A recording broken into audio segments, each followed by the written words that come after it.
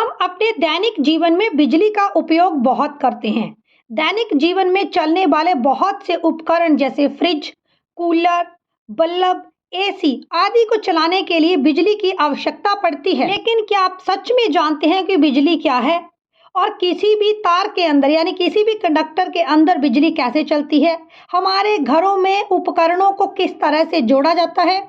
आज हम आप लोगों के लिए लेकर आए हैं क्लास 10th फिजिक्स का चैप्टर इलेक्ट्रिसिटी। एनसीईआरटी की बुक से कंप्लीट नोट्स इस चैप्टर के आप लोगों के लिए हमारे द्वारा बनाए गए हैं और साथ में कॉम्पिटिटिव एग्जाम्स के लिए वन लाइनर क्वेश्चन आंसर भी इस वीडियो लेक्चर में इंक्लूड किए गए हैं। और इस वीडियो लेक्चर के सभी नोट्स के लिए आप हमें फेसबुक के ऊपर फॉलो कर सकते हैं, लिंक डिस्क्रिप्शन बॉक्स में दिया गया है। साथ में क्लास 10 साइंस का कंप्लीट कोर्स चैनल के ऊपर अवेलेबल है और प्लेलिस्ट का लिंक भी आपको डिस्क्रिप्शन बॉक्स में मिल जाएगा। विद्युत की कहानी, इलेक्ट्रिसिटी की कहानी 600 ईसा पूर्व से आरंभ होती है, जहां पर यूनान के एक दार्शनिक थे थेल्स। जब उन्होंने अंबर को बिल्ली की खाल से रगड़ा। बिल्ली की खाल के बारे में तो आप जानते हैं, लेकिन अंबर क्या है? अंबर एक मिनरल है। अंबर एक पत्थर की तरह दिखने वाला टुकड़ा है। तो जब उन्होंने अंबर को बिल्ली की खाल से रगड़ा तो कागज के छोटे छोटे टुकड़ों को अंबर अपनी ओर आकर्षित करने लगा। यहाँ तक कि उन्होंने फर लिया, किसी भी जानवर के बारीक पंख लिए और इन पंखों को भी अंबर अपनी ओर आकर्षित करने लगा। आखिर अंबर को बिल्ली की खाल से रगड़ने के बाद अंबर और बिल्ली की खाल में ऐसे क्या परिवर्तन आए कि अंबर अपनी तरफ कागज के छोटे टुकड़ों, कुछ धूल कणों और छोटे छोटे पंखों को अपनी ओर आकर्षित करने लगा। दरअसल जब अंबर को बिल्ली की खाल से रगड़ा गया तो अंबर की सतह के ऊपर नेगेटिव चार्ज यानी ऋणात्मक आवेश डेवलप हो जाता है और दूसरी तरफ बिल्ली की खाल के सरफेस के ऊपर पॉजिटिव चार्ज यानी धनात्मक आवेश उत्पन्न होता है। घर्षण से प्राप्त इस तरह की विद्युत को हम लोग फ्रिक्शनल इलेक्ट्रिसिटी बोलते हैं, यानी जो ये रबिंग से हमें इलेक्ट्रिसिटी मिली है इसे हम लोग बोलेंगे फ्रिक्शनल इलेक्ट्रिसिटी और स्टैटिक इलेक्ट्रिसिटी। इसी तरह से अगर हम लोग ग्लास रॉड को सिल्क क्लॉथ के साथ रब करेंगे तो ग्लास रॉड के ऊपर पॉजिटिव चार्ज डेवलप होंगे, धन आवेश डेवलप होगा और सिल्क क्लॉथ के ऊपर नेगेटिव चार्ज यानी ऋण आवेश डेवलप होगा। अब बात आती है कि ऋण आवेश कहाँ डेवलप होगा और धन आवेश कहाँ डेवलप होगा। तो देखिए, जैसे इस केस में ग्लास रॉड के ऊपर पॉजिटिव चार्ज डेवलप हुआ है, धन आवेश डेवलप हुआ है, इसका मतलब ग्लास रॉड ने अपने कुछ इलेक्ट्रॉन दे दिए हैं और ग्लास रॉड ने अपने इलेक्ट्रॉन्स किसे दिए हैं? सिल्क क्लॉथ को। जब सिल्क क्लॉथ ने इलेक्ट्रॉन ग्रहण कर लिए हैं तो सिल्क क्लॉथ के सरफेस के ऊपर नेगेटिव चार्ज यानी ऋण आवेश आ गया है। तो इलेक्ट्रॉनों के आदान प्रदान से आएगा ऋण आवेश और धन आवेश। क्या आप लोग जानते हैं कि आवेशों यानी चार्जेस के मध्य अट्रैक्शन और रिपल्शन होगी? आवेशों के मध्य प्रतिकर्षण और आकर्षण होगा। तो जो अपोजिट चार्ज है जैसे पॉजिटिव चार्ज और नेगेटिव चार्ज, ये दोनों एक दूसरे को आकर्षित करेंगे, एक दूसरे को अट्रैक्ट करेंगे, यानी unlike charges attract each other. और जो लाइक चार्जेस हैं जैसे पॉजिटिव चार्ज, नेगेटिव चार्ज, तो एक तरह के चार्जेस एक दूसरे को रिपेल करेंगे, एक दूसरे को प्रतिकर्षित करेंगे। तो like charges repel each other और ये नियम दिया कूलम ने। अभी हमने जाना कि इलेक्ट्रॉनों के आदान प्रदान से आवेश आया, चार्ज आया। तो इलेक्ट्रॉन क्या है? देखिए, इस दुनिया की सभी वस्तुएं, सभी पदार्थ एटम से मिलकर बने हैं और एटम का सब एटॉमिक पार्टिकल्स हैं इलेक्ट्रॉन, प्रोटॉन और न्यूट्रॉन। तो इलेक्ट्रॉन कहाँ पर आएगा? इलेक्ट्रॉन किसी भी एटम के अंदर आएगा। और दुनिया के सभी पदार्थ किससे मिलकर बने हैं? दुनिया की सभी वस्तुएं किससे मिलकर बनी है? एटम से। कुछ most important competitive exam question. Electron की खोज किसने की? इलेक्ट्रॉन की खोज की जे थॉमसन ने। इलेक्ट्रॉन के ऊपर चार्ज कितना है? तो इलेक्ट्रॉन के ऊपर चार्ज रहेगा 1.6 × 10⁻⁻19 कूलम। प्रोटॉन की खोज किसने की? तो प्रोटॉन की खोज की गोल्डस्टोन ने। मैं आपको बता दूं, प्रोटॉन के ऊपर पॉजिटिव चार्ज रहता है और इलेक्ट्रॉन के ऊपर नेगेटिव चार्ज रहता है। न्यूट्रॉन की खोज किसने की? न्यूट्रॉन न्यूट्रल है और न्यूट्रॉन की खोज की चैडविक ने। एटम के न्यूक्लियस की खोज किसने की? तो एटम के न्यूक्लियस की खोज की रदरफोर्ड ने। तो इलेक्ट्रॉन, प्रोटॉन, न्यूट्रॉन ये फंडामेंटल पार्टिकल्स हैं एटम के। मान लेते हैं आप अपना मोबाइल फ़ोन चार्ज कर रहे हैं। यहाँ पर आपने एक लीड का उपयोग किया है। लीड का एक सिरा आपने अपने मोबाइल के साथ कनेक्ट किया है और दूसरा सिरा आपने स्विच के साथ कनेक्ट किया है। एक बोर्ड में, सॉकेट में उसको इंसर्ट किया है। तो अब आपने स्विच को ऑन कर दिया है और आपके मोबाइल में चार्जिंग शुरू हो चुकी है।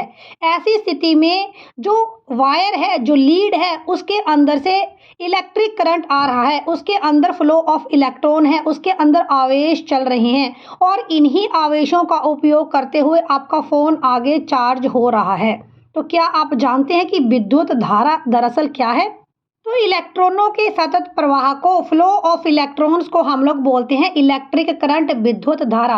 और इलेक्ट्रिक करंट, विद्युत धारा का सिंबल रहेगा I। और यूनिट्स क्या है इलेक्ट्रिक करंट के? तो इलेक्ट्रिक करंट के यूनिट्स हैं एम्पियर। विद्युत धारा यानी इलेक्ट्रिक करंट दो तरह का है। डायरेक्ट करंट, डायरेक्ट करंट को आप लोग बोलेंगे दिष्ट धारा, और दूसरा है अल्टरनेटिंग करंट। अल्टरनेटिंग करंट को आप लोग बोलेंगे प्रत्यावर्ती धारा।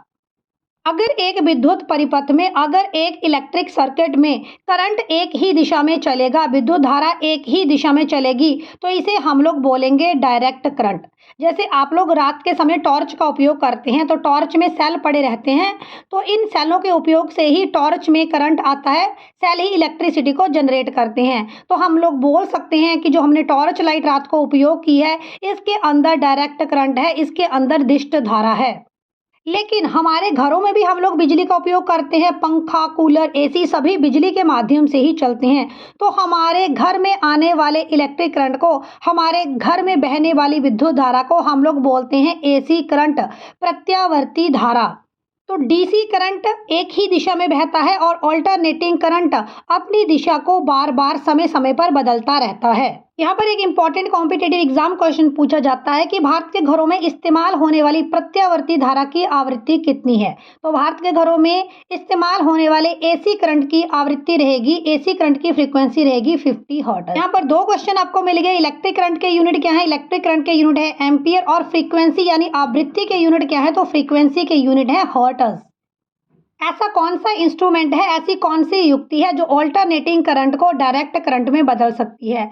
ऐसी कौन सी युक्ति है जो प्रत्यावर्ती धारा को दिष्ट धारा में बदल सकती है? तो ऐसी युक्ति का नाम है रेक्टिफायर। ऐसा कौन सा इंस्ट्रूमेंट है जो डीसी को एसी में बदलता है? ऐसा कौन सा इंस्ट्रूमेंट है जो दिष्ट धारा को प्रत्यावर्ती धारा में बदलता है? तो इसका आंसर रहेगा इन्वर्टर। अगर मैं आपसे कहूं कि आप एक बैटरी लीजिए, वायर लीजिए और एक स्विच लीजिए, और आप यहाँ पर एक इलेक्ट्रिक सर्किट बनाइए, एक विद्युत परिपथ बनाइए, तो विद्युत परिपथ में करंट की दिशा क्या होगी?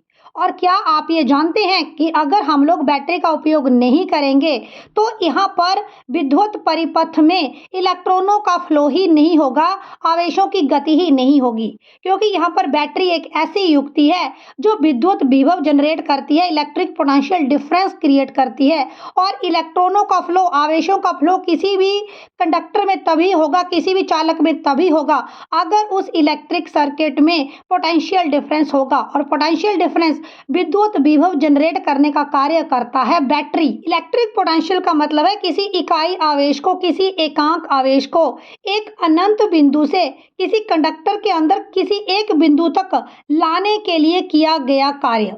और इलेक्ट्रिक पोटेंशियल, विद्युत विभव को आप लोग V से डिनोट करते हैं। तो सिंबल विद्युत विभव का क्या है? V। तो विद्युत विभव के लिए फार्मूला रहेगा कार्य बटे आवेश, कार्य अपॉन आवेश। V is equal to W upon Q। तो V विद्युत विभव है, विद्युत विभव के यूनिट है वोल्ट, W वर्क डन है और वर्क के यूनिट है जूल, और Q चार्ज है और चार्ज के यूनिट है coulomb. Important board exam question है कि विद्युत विभव को आप लोग 1 वोल्ट कब कहेंगे? तो यदि किसी एकांक आवेश को अनंत बिंदु से किसी बिंदु तक लाने के लिए किया गया कार्य 1 जूल होगा, तो हम लोग बोलेंगे कि हमारा विद्युत विभव 1 वोल्ट है।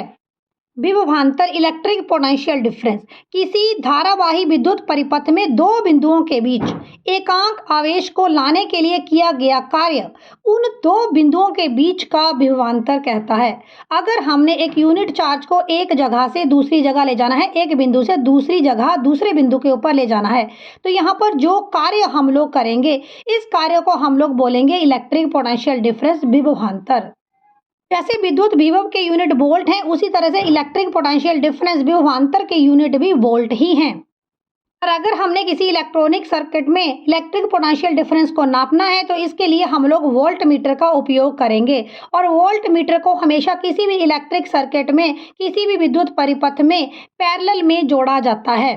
तो अगर एक इलेक्ट्रिक सर्किट में इलेक्ट्रिक करंट को नापना है तो हम लोग एमीटर का यूज़ करते हैं और एमीटर को सीरीज में यानी श्रेणी क्रम में जोड़ा जाता है। और अगर हमने उस इलेक्ट्रिक सर्किट में पोटेंशियल डिफरेंस को नापना है तो हम लोग वोल्ट मीटर नामक युक्ति का उपयोग करते हैं और वोल्ट मीटर को पैरेलल यानी समानांतर क्रम में इलेक्ट्रिक सर्किट में जोड़ा जाता है। आइए अब जानते हैं ओम्स लॉ के बारे में। जर्मन वैज्ञानिक जॉर्ज साइमन ओम्स ने 1826 ईस्वी में ओम्स लॉ को दिया था। और ओम्स लॉ क्या कहता है? ओम्स लॉ कहता है कि पोटेंशियल डिफरेंस सीधा प्रोपोर्शनल है इलेक्ट्रिक करंट के। जितना ज़्यादा पोटेंशियल डिफरेंस होगा किसी कंडक्टर में, जितना ज़्यादा विभवांतर होगा किसी कंडक्टर में, उस कंडक्टर में उतना ही ज़्यादा इलेक्ट्रिक करंट फ्लो करेगा, उस कंडक्टर में उतनी ही ज़्यादा विद्युत धारा प्रवाहित करेगी। लेकिन यहाँ पर एक कंडीशन भी रखी गई है। ओम्स के नियम में आपको टेम्परेचर को कांस्टेंट रखना है। जल्दी से कमेंट करके बताएं टेम्परेचर का एसआई यूनिट क्या है। विद्युत की सबसे ज्यादा सुचालक है चांदी, लेकिन घरों में वायरिंग में कॉपर का उपयोग किया जाता है। बेस्ट कंडक्टर ऑफ इलेक्ट्रिसिटी है सिल्वर, लेकिन आप घरों में कॉपर वायरिंग का उपयोग करेंगे क्योंकि कॉपर सस्ता है और चांदी बहुत अधिक महंगा है। और कॉपर बहुत अच्छा कंडक्टर भी है। क्या सभी धातुएं अपने में से इलेक्ट्रिक करंट को आसानी से फ्लो करने देती हैं? कि सभी धातुओं में समान मात्रा में इलेक्ट्रिक करंट फ्लो करता है? देखो बेटा, यहाँ पर कंसेप्ट आ जाता है रेजिस्टेंस का। रेजिस्टेंस मीनिंग कंडक्टर के फ्लो को रोकना, कंडक्टर के फ्लो के लिए अवरोध पैदा करना। जैसे फ्रिक्शन किसी सतह पर मोशन को रोकता है, अगर फ्रिक्शन ज्यादा है तो वहां पर मोशन कम होगा। उसी तरह से अगर किसी कंडक्टर में रेजिस्टेंस ज्यादा है तो वो इलेक्ट्रिक करंट को उस कंडक्टर में बहने से रोकेगा। तो जितना रेजिस्टेंस ज्यादा होगा उतना ही इलेक्ट्रिक करंट कम फ्लो करेगा। यही कारण है कि ओम्स के नियम में टेम्परेचर को कांस्टेंट रखा गया है, ताप को अचर रखा गया है, क्योंकि ताप बढ़ने के साथ साथ किसी भी कंडक्टर की, किसी भी चालक की रेजिस्टेंस बढ़ती है, किसी भी चालक की प्रतिरोध बढ़ता है। अब यहाँ पर क्वेश्चन आ जाता है कि रेजिस्टेंस प्रतिरोध के यूनिट क्या है? तो रेजिस्टेंस के यूनिट हैं ओम्स। आप लोग कमेंट करके बताएं इलेक्ट्रिक करंट के क्या यूनिट्स हैं। किसी भी कंडक्टर के प्रतिरोध को प्रभावित करने वाले कारक। तो बेटा यहाँ पर आप लोग एक फार्मूला याद रखोगे, R is equal to rho L upon A. R का मीनिंग रेजिस्टेंस है, रो का मीनिंग स्पेसिफिक रेजिस्टेंस है, L का मीनिंग लेंथ है और A का meaning area of cross section है। यानी रेजिस्टेंस डायरेक्टली प्रोपोर्शनल है किसी भी कंडक्टर के लेंथ के, किसी भी कंडक्टर की लंबाई के। कंडक्टर की लंबाई के सीधे आनुपातिक है रेजिस्टेंस। यानी कोई कंडक्टर जितना ज्यादा लंबाई में ज्यादा होगा उतनी ही ज्यादा उसकी रेजिस्टेंस होगी। दूसरा फैक्टर है नेचर ऑफ मटेरियल, कंडक्टर की प्रकृति। तो किसी भी कंडक्टर का कैसा नेचर है उसके ऊपर रेजिस्टेंस डिपेंड करेगी और उसके सीधे आनुपातिक है। यानी जैसे आपकी कॉपर है, चांदी है, तो इन धातुओं की रेजिस्टेंस बहुत कम है और ये गुड कंडक्टर है। वहीं अगर हम इंसुलेटर की बात करें, हम लोग लकड़ी की बात करें, तो इसकी रेजिस्टेंस, इसका प्रतिरोध बहुत ज़्यादा है और इसमें करंट आसानी से फ्लो नहीं करेगा। तो कंडक्टर की प्रकृति के सीधे आनुपातिक है रेजिस्टेंस। कंडक्टर के तापमान के सीधे आनुपातिक है रेजिस्टेंस। ये अभी हम लोगों ने पढ़ा कि ओम्स लॉ में टेम्परेचर को कांस्टेंट रखा जाता है, ताप को कांस्टेंट रखा जाता है। जैसे ही ताप बढ़ेगा, जैसे ही टेम्परेचर बढ़ेगा, वैसे ही किसी भी कंडक्टर की रेजिस्टेंस बढ़ेगी। तो ताप बढ़ने के साथ साथ किसी भी कंडक्टर का प्रतिरोध, किसी भी कंडक्टर की रेजिस्टेंस बढ़ती है। ताप बढ़ेगा, रेजिस्टेंस बढ़ेगी, ताप घटेगा, रेजिस्टेंस भी घटेगी। प्रतिरोध किसी भी कंडक्टर के क्रॉस अनुभागीय क्षेत्र के व्युत्क्रमानुपाती रहेगा। यानी रेजिस्टेंस इनवर्सली प्रोपोर्शनल है एरिया ऑफ क्रॉस सेक्शन के। कोई भी कंडक्टर जितना ज्यादा मोटा होगा उसका एरिया ऑफ क्रॉस सेक्शन उतना ही ज्यादा होगा और उसकी रेजिस्टेंस उतनी ही कम होगी। यानी एक मोटी तार में से करंट आसानी से फ्लो करेगा क्योंकि उसकी रेजिस्टेंस, उसका प्रतिरोध कम है। अभी ओम्स लॉ में हम लोगों ने ये पढ़ा कि पोटेंशियल डिफरेंस सीधा प्रोपोर्शनल है इलेक्ट्रिक करंट के, विभवांतर सीधा प्रोपोर्शनल है विद्युत धारा के। और हमने ये भी पढ़ा कि वहां टेम्परेचर आपको कांस्टेंट रखना पड़ेगा क्योंकि टेम्परेचर के बढ़ाने के साथ आप लोगों का प्रतिरोध बढ़ता है। अगर हम लोग किसी भी कंडक्टर में टेम्परेचर को बहुत कम कर दें तो ऐसी स्थिति में उसकी रेजिस्टेंस, उसका प्रतिरोध शून्य हो जाएगा। और इस तरह के कंडक्टर्स को हम लोग बोलेंगे सुपर कंडक्टर्स, अति चालक। तो अगर किसी चालक में जीरो रेजिस्टेंस है, किसी चालक में शून्य प्रतिरोध है, तो आप उसे कहेंगे सुपर कंडक्टर, अति चालक। और कुछ एक सुपर कंडक्टर्स के उदाहरण हैं aluminium, niobium, magnesium diboride, yttrium, barium और कॉपर ऑक्साइड। कई बार कॉम्पिटिटिव एग्जाम में आप लोगों से क्वेश्चन पूछा गया है कि जो सुपर कंडक्टर्स हैं, जो अति चालक हैं, उनकी रेजिस्टेंस क्या होती है। तो सुपर कंडक्टर्स अति चालक की रेजिस्टेंस, अति चालक का प्रतिरोध होगा 0। Resistance of conductor is directly proportional to length. किसी कंडक्टर की जितनी ज़्यादा लंबाई उतनी ज़्यादा रेजिस्टेंस, उतनी ज़्यादा प्रतिरोध। Resistance of conductor is inversely proportional to area of cross section. किसी भी कंडक्टर का जितना ज़्यादा एरिया, जितनी मोटी तार, उसकी रेजिस्टेंस उतनी कम, क्योंकि यहाँ पर इनवर्स रिलेशन है, व्युत्क्रमानुपाती रिलेशन है। जब आप इन दोनों इक्वेशंस को आपस में कंबाइन करेंगे तो R is directly proportional to L/A। और अगर आप प्रोपोर्शनैलिटी का साइन हटाएंगे तो यहाँ पर एक स्पेशल सिंबल आ जाएगा रो, और इस रो को आप लोग बोलते हैं स्पेसिफिक रेजिस्टेंस ऑफ कंडक्टर, किसी चालक का विशिष्ट प्रतिरोध। पेपर में आप लोगों से पूछा जाएगा कि स्पेसिफिक रेजिस्टेंस, विशिष्ट प्रतिरोध या फिर प्रतिरोधकता के यूनिट्स क्या हैं। तो स्पेसिफिक रेजिस्टेंस के यूनिट हैं ohm metre. Joule's law of heating. देखिए, कभी कभी हमारी मम्मी हमें ये बोलते हैं कि बहुत देर हो गई है, पानी की मोटर लगाई हुई है, आप जल्दी से जाइए और पानी की मोटर को बंद कर दीजिए, पानी की मोटर गर्म हो जाएगी। तो आखिर पानी की मोटर गर्म क्यों हो जाती है?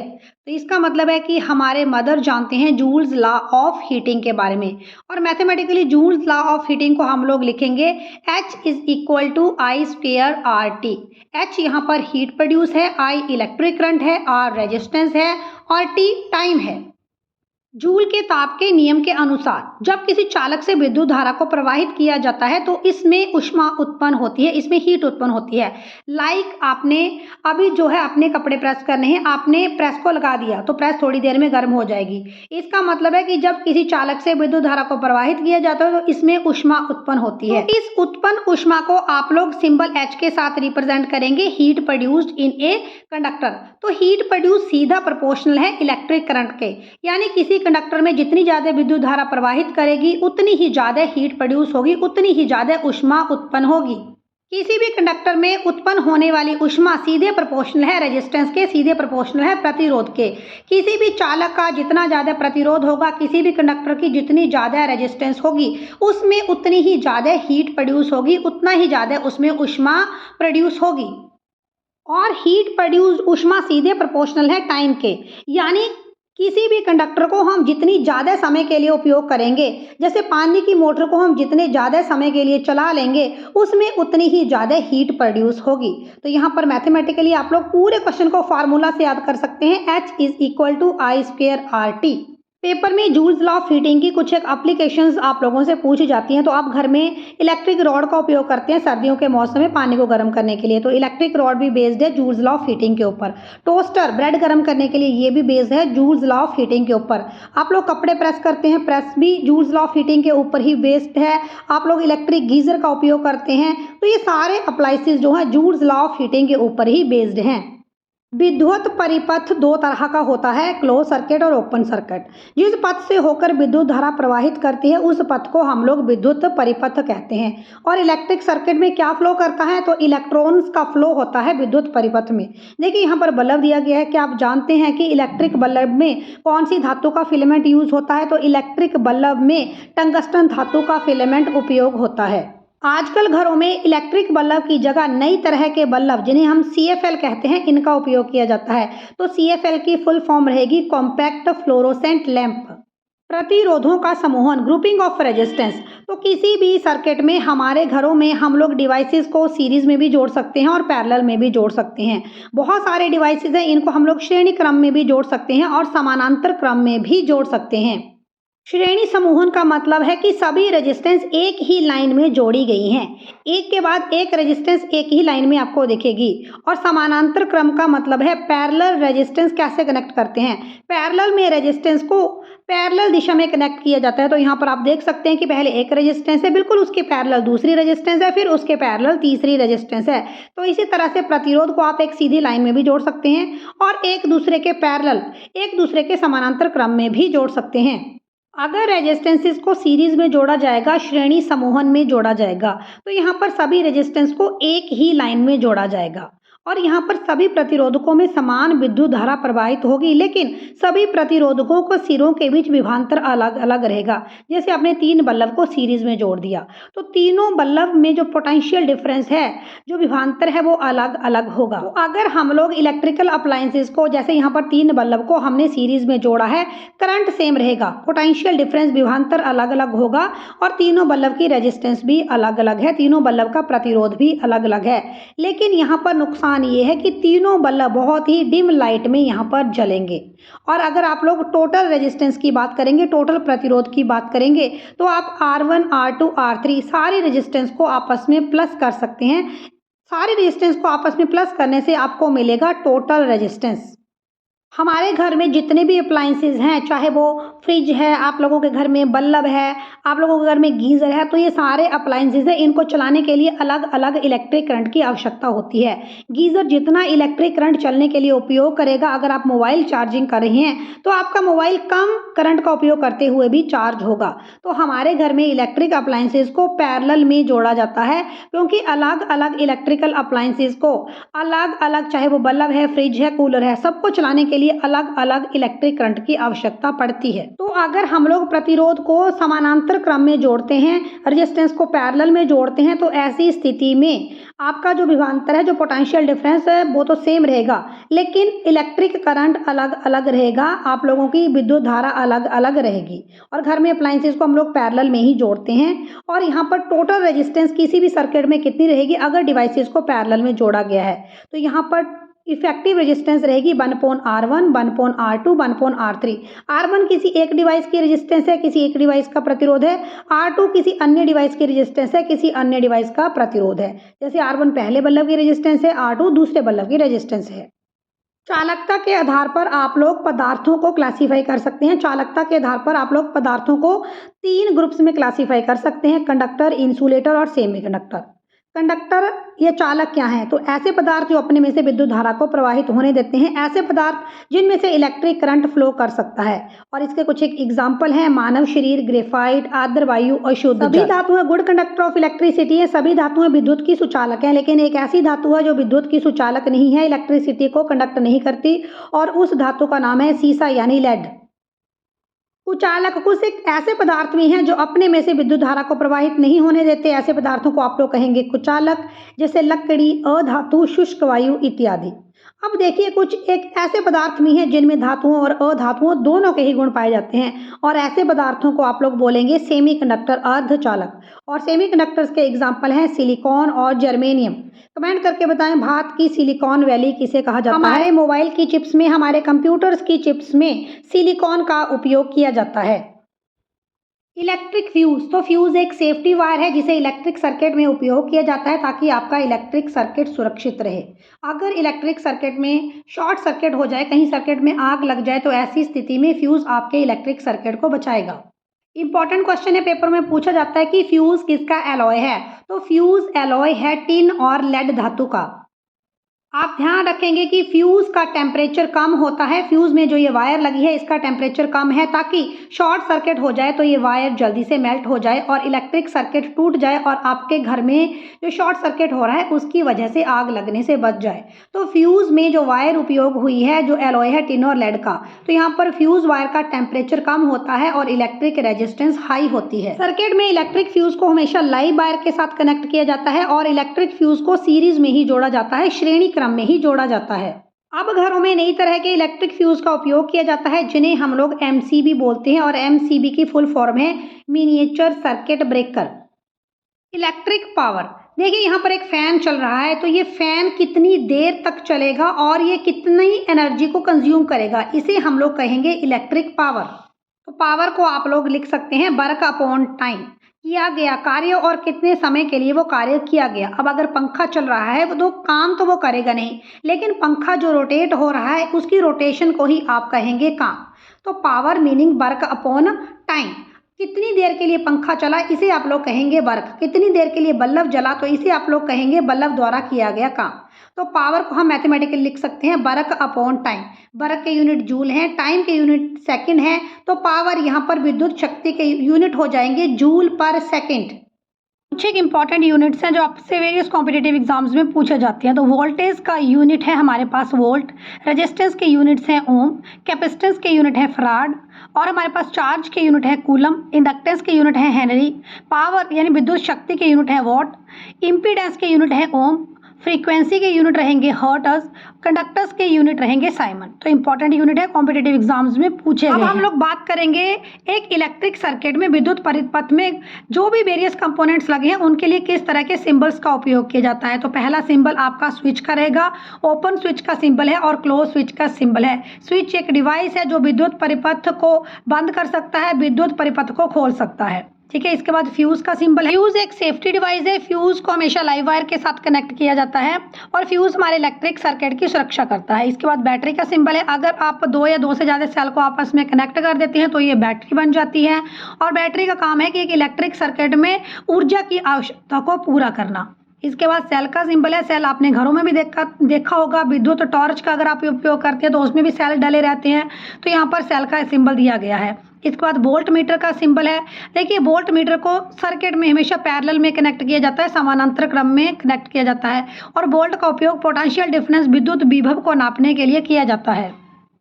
इसके बाद एमीटर का सिंबल है। एमीटर एक डिवाइस है जिसे हमेशा सीरीज में कनेक्ट किया जाता है, श्रेणी क्रम में कनेक्ट किया जाता है और एमीटर का उपयोग इलेक्ट्रिक करंट विद्युत धारा को नापने के लिए किया जाता है। इसके बाद आपका लैंप या फिर बल्ब का सिंबल है और लास्ट में आपका रेजिस्टेंस का सिंबल है। रेजिस्टेंस का सिंबल आपने जब हमने देखा कि हम लोग अलग अलग डिवाइसेस का समूहन कर सकते हैं, सीरीज में कर सकते हैं, पैरेलल में कर सकते हैं, तो वहाँ पर हमने अलग अलग रेजिस्टेंस को आपस में कनेक्ट किया था। तो रेजिस्टेंस के यूनिट्स भी रहेंगे ओम। क्लास 10 साइंस चैप्टर इलेक्ट्रिसिटी हमने आप लोगों के साथ डिस्कस किया है। क्लास 10 साइंस के कौन से नए टॉपिक के ऊपर आप लोग वीडियो चाहते हैं कमेंट करके जरूर बताएं। चैनल के ऊपर नए, चैनल को सब्सक्राइब करें और वीडियो को लाइक शेयर जरूर करें।